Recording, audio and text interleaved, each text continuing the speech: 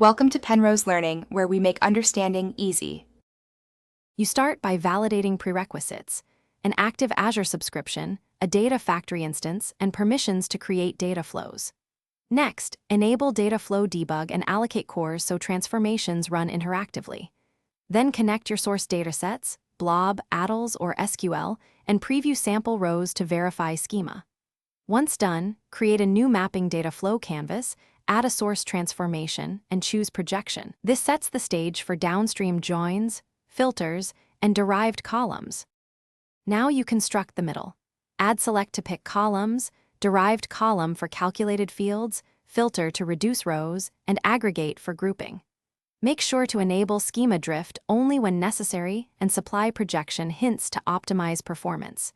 Use joins or union transformations for combining streams, and cache lookup results if repeated.